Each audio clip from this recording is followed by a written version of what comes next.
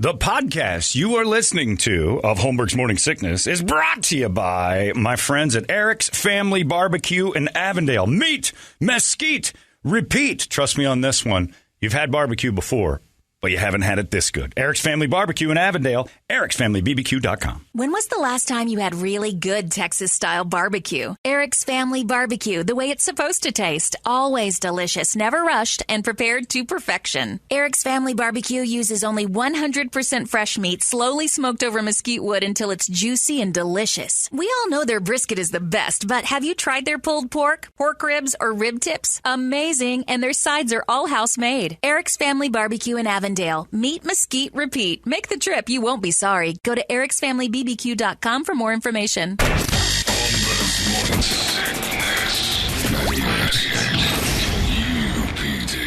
You know how you may have talked to somebody too much about private things is when, before you go on the air, the guest says, I told you the guy that gave me my vasectomy stuttered. No, yeah, of course, that old chestnut. I hope his hands are steadier than his tongue. We were talking about this. Steve-Rannazzisi's here. Where is he? I don't even know where you're at this week. You're in two places. I'm in a lot of places. Stand Up Live tonight. Stand Up Live tonight and then Copper Blues Live. Okay. The CB Live up there. CB Live the rest of the weekend. Okay. Yeah. So, yeah. All right. So tonight you're at the downtown. We're playing golf at Talking Stick first. Okay. So if you want to kill or find Steve-Rannazzisi, he'll be there for 4 hours. Either you can do it for free at Talking Stick or come pay money to come do it exactly right. live. But in front of other people. Why pay the tariff when you can just find him wandering around? But do it early, please. Don't get a free show out of it and then kill me during my closer. Exactly. If you're going to do it, you do it early. With some class. Please. Yeah. Do with it like dignity. Do it like a goddamn human being would do it. You don't just go shooting away after he's entertained you. We are the only people that are like, hey, if you want to murder us, here's exactly where we're going to be for the rest of our lives. Right. Every place that you could probably kill us.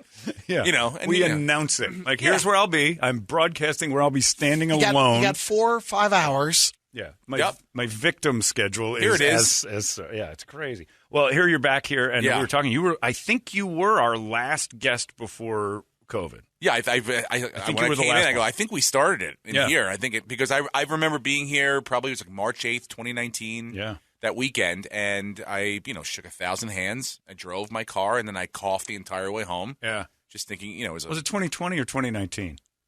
I think we were okay in 2020. Maybe you started a new thing. 2020. 2020. Yeah. Now I'm confused. I'm like, has it been 2 years? Yeah. God, it feels like it's been 10 years. Forever. But, yeah.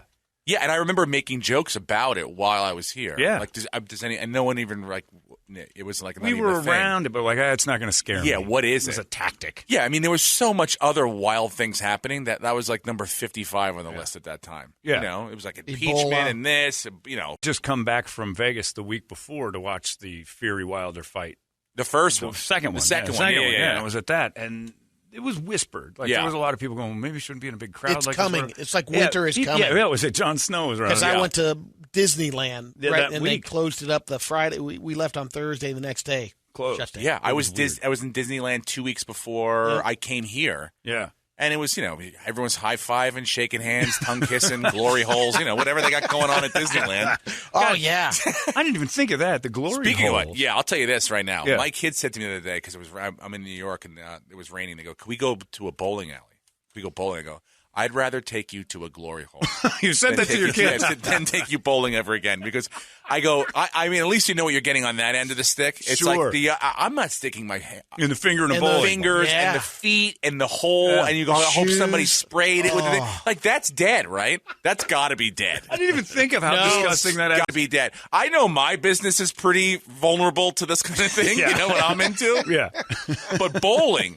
Because I knew it was bad when my brother's a priest, and when it was in the very beginning, he called me up and he goes, "You're done. Your business is done." And I was like, I'm like, what? He goes, hey, he didn't even use that language. He's like, it's F. You're done. Your priest brother. And I go, when the priest tells you your business is F, it's done. Yeah. Because I got defensive. I go, look, dude, I go, your business isn't doing so hot right now. I go, I don't see lines around the corner for your stuff. Right. And he's like, no, I know. I'm like the ghost of Christmas future, here to tell you. He goes, thank God our sister's not a bowling alley manager. Otherwise, it'd be, he goes, we got a priest. Yeah, all of us, a comic and a bowling alley manager. So I go, yeah, that's right. All shut down. All never to be seen again. We're like modern-day coal miners. It's true when you think about that, though. Like, you guys had to sit and think, well, this is it. How long can you survive this? And how long, what were you, did you start thinking, what am I going to do? Oh, yeah. Because that's like, as a comedian, you've got no skills. And you guys know.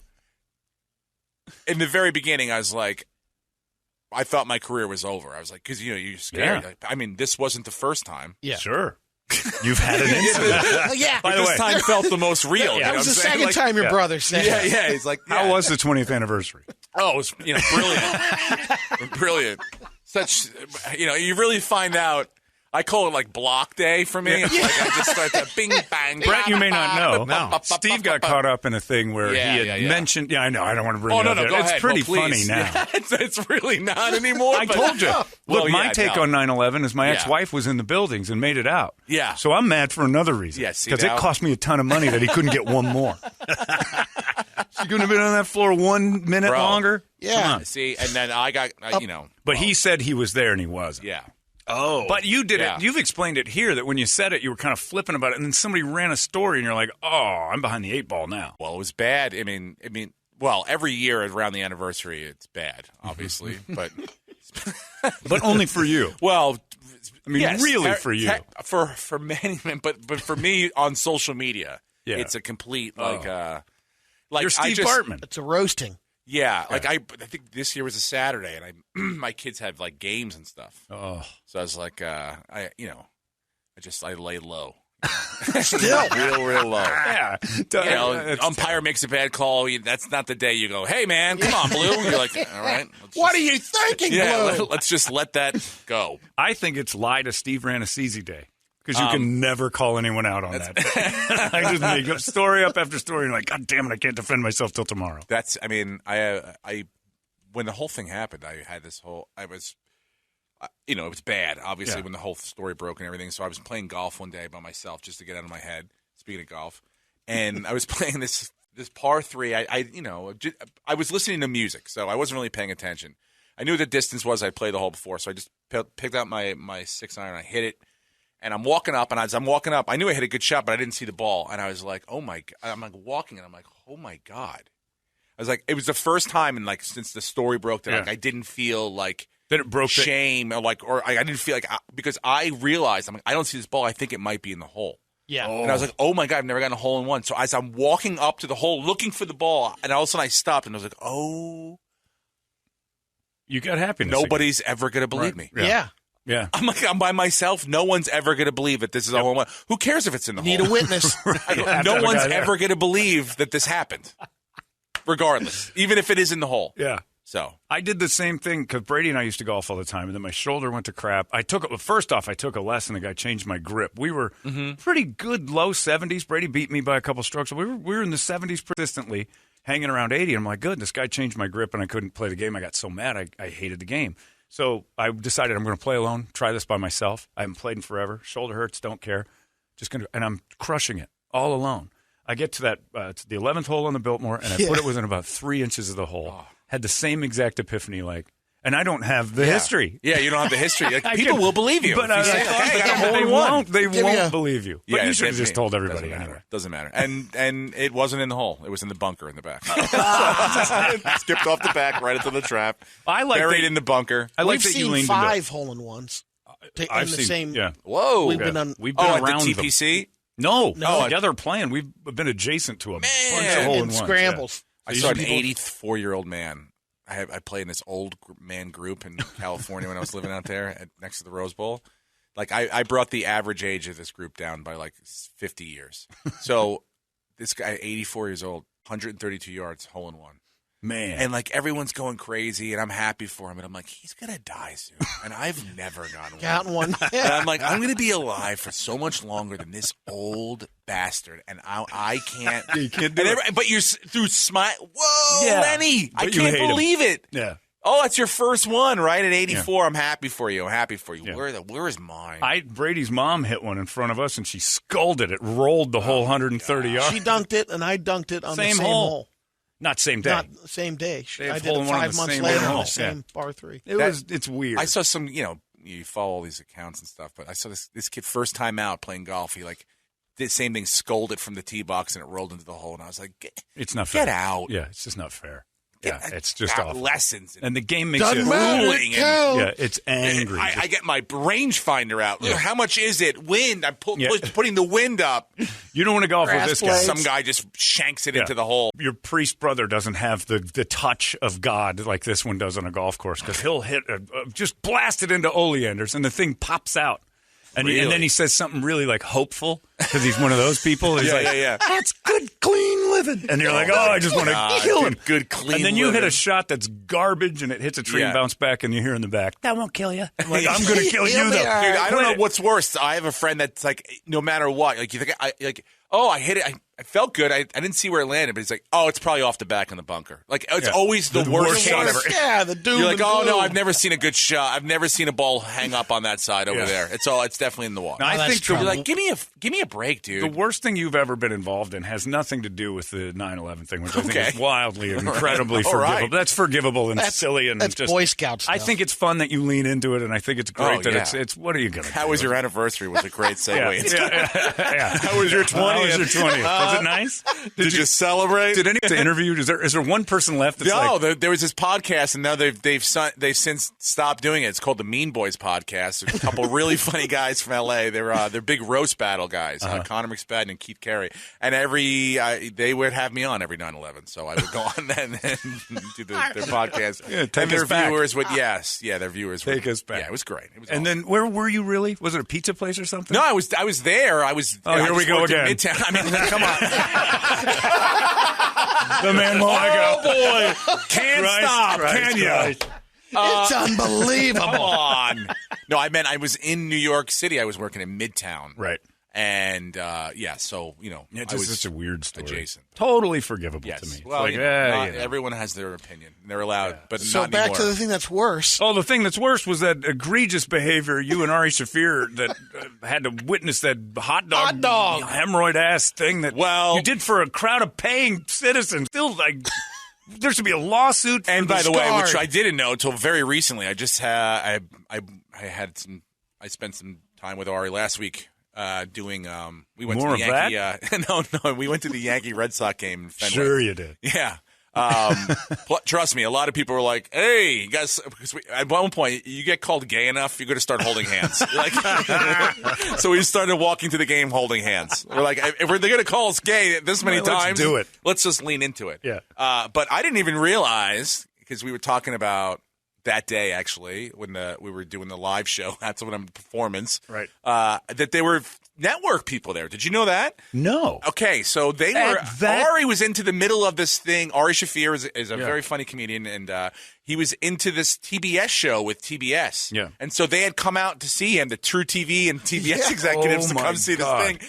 They had no idea. They didn't know. They were just thought they were coming to a funny podcast tape. They didn't realize that I was going to be paying off a punishment where I had to act out a gay porn and have hot dogs shoved in and near my rectum and have a 4-way tongue kiss with 3 other people, residents of this fine area, that still come to my shows every time. Of course they do. They fell in love. Yeah. You're up for anything. Yeah, Steve Parmezzisi is what was my because right. all I loved to do was put some things in my mouth, such as chicken parms and other things. So Well, that the was worst my part 2 was- favorites in my mouth. Who was the person who had because it was a rented room for the Yeah, podcast. it was, somebody else had to come on after, and they had to Ian Bagg. Ian Bagg had a podcast after. He said it was the worst smell yeah, he's they ever had to clear the experienced. smell of the room He's like, he canceled. from hot dogs and Yeah, anuses. I mean, it was. Well, first of all, it was hot, and that room had a lot of windows, so it was more like a greenhouse effect. It was like, It might have been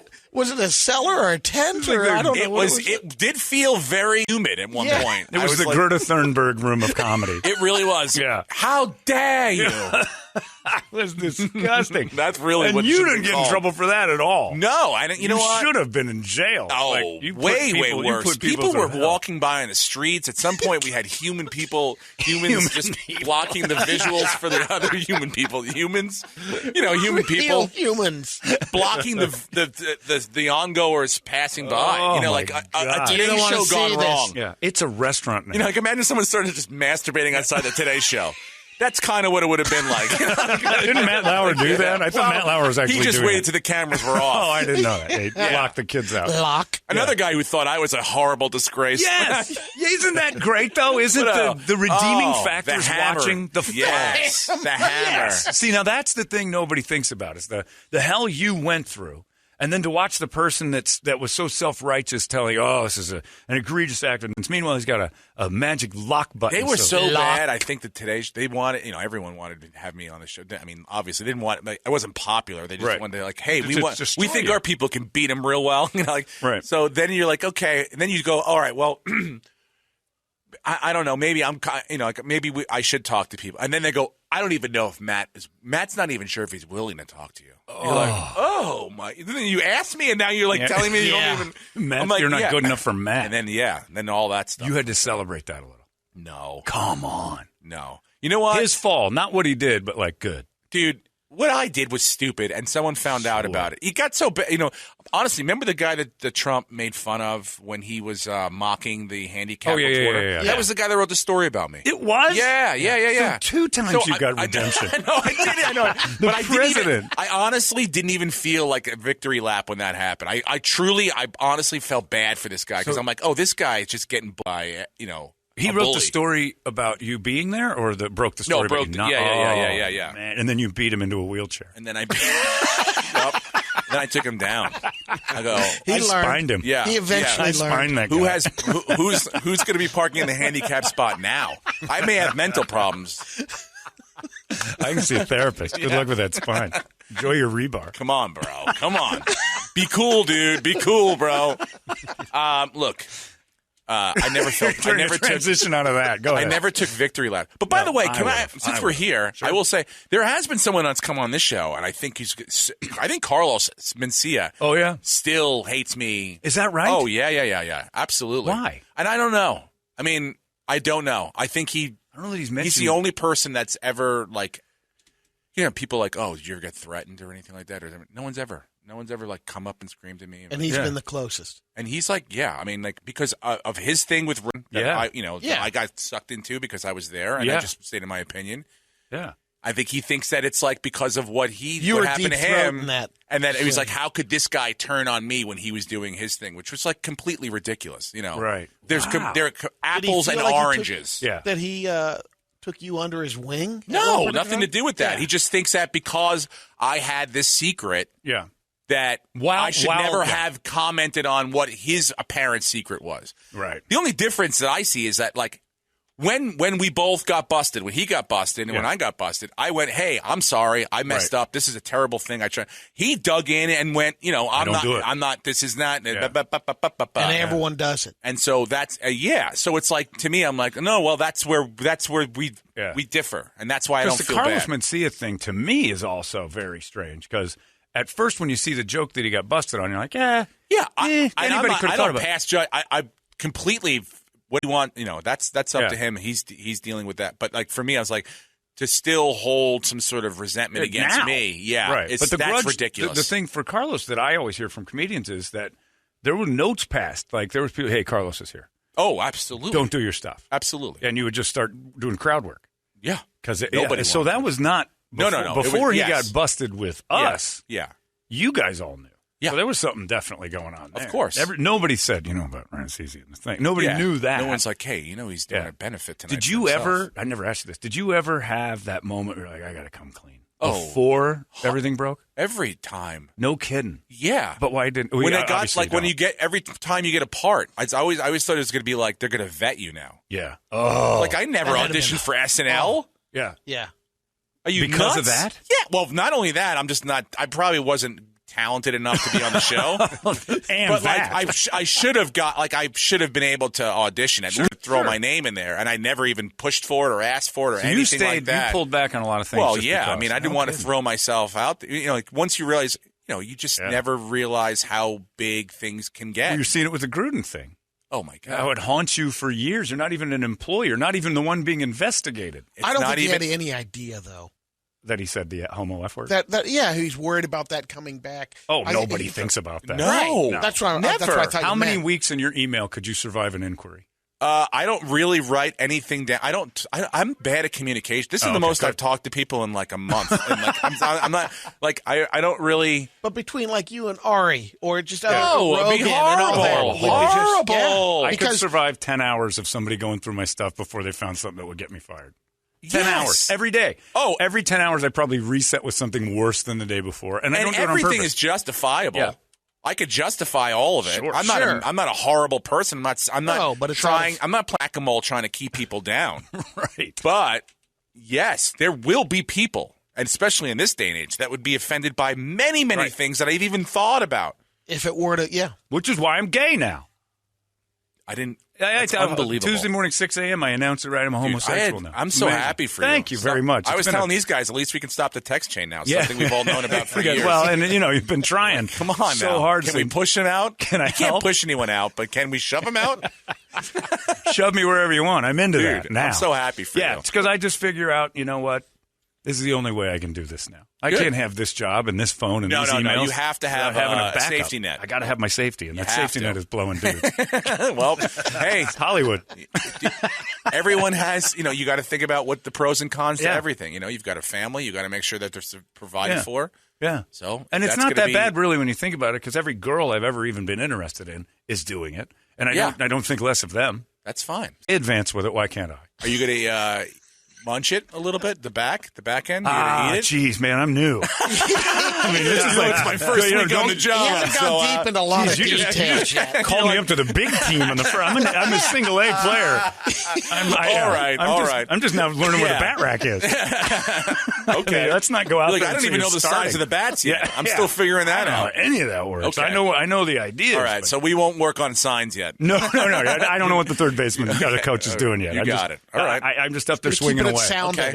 Yeah. But I'm virtuous, and I'm going to be very prude with it. Delicate. You should be. And then the first lawsuit I get paid on, I'll switch back. There you go. Because then I can just leave all this. Welcome back. As long as I don't need to broadcast anything fun or my opinion or anything like that. That's it. And I'll just be straight How again. much longer you still think you got in the game here?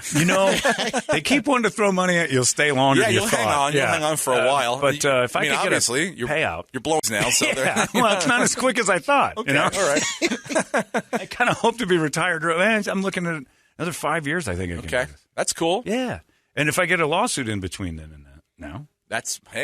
Get some acreage and a nice piece of property. And I thought you were gay. That's just the gravy. Yeah, that's exactly the gravy. I don't even think any of us will be around in 5 years. I mean, I'm not talking about physically we'll be here, but Earth gone. Something will have happened to all of us we'll be canceled, all of us. Oh, we're all getting canceled. Yeah. But then to what, though? I don't know. Yeah, because everybody. That's everybody. Like garbage men, everybody. I'm canceled down to basically what you can cancel me down to now. Is that right? Yeah, people still come to see me doing stand-up shows all the time, which is awesome. Yeah.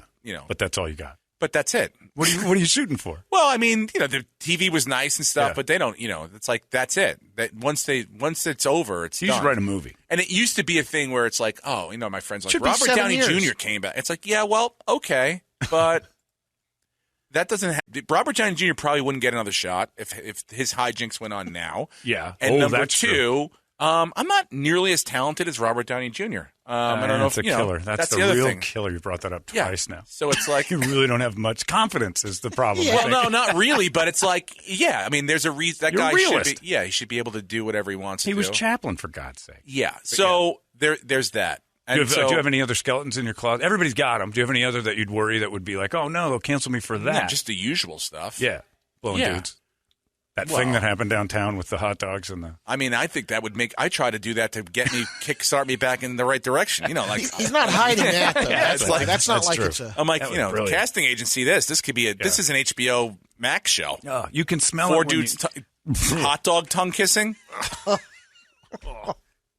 It's repulsive. The smell of hot dog sweat and men rolling around. It was really. Adding hot dogs is the worst part. The betting stop though. Or did you have a? No. That was one of the ends of the bag of bets. Yeah. That was real. That was strong. I think everyone realized It was like the nuclear weapon. It was like, this is the closer. This is the closer. We have realized the power of this, and we should rein it in a bit. Ironically, it was the Enola Gay of that day. So it's kind of like the what have we done here moment. Fat boy. Yeah, I'm with you on that one. So, it's interesting. Well, it's good to have you back, and you're normal again. I appreciate it. You're it's enjoying nice it. You're golfing. Your life's good. Yeah. Family's happy. Everyone's good. Nobody's got COVID. No one has it right now. But everyone has it, but no one has it. But in 5 years, we're all done, you think? But I think, I treasure these conversations because I think we have like 3 or 4 good ones left in us. I agree. And then it's, But just be gay and we can talk about whatever we want. If you just say it, you've done it. You never know what I might come in here in a various different forms. That's true. You can shapeshift, which I'm interested in. You don't even want to know it. You don't know how old I am. Yeah, if I'm a human. A human person. SteveRannazzisi tonight at Stand Up Live, and then tomorrow and Saturday up there at CB Live. Leave us with words of wisdom, sir. I mean, look, you're eating butt. So that's a shame. Come on, dude. It's in a year from now. That's what I want. Man butt's tough. Yeah. Oof, I know. So Trust much me. hair. Trust me. All you'd have to do is go. Would you do your own? Absolutely not. No. Never. No. Mine's pristine, by the way. Okay. I shower after each go. Good for you. Yeah, I'm a clean man. It's sandalwood or bourbon and brown sugar smell. Oh, I'm in there. Good for you. I clean that thing. Wow. I soak in a bucket of Clorox every night just for bleach.